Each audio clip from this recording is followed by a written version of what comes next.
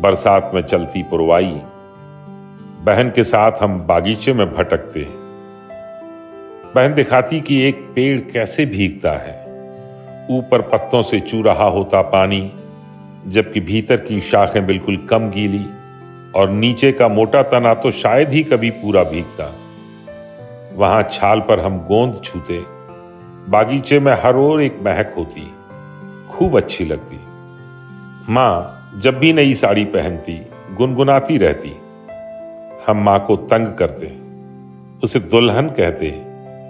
मां तंग नहीं होती, बल्कि नया गुड़ देती। गुड़ में मूंगफली के दाने भी होते।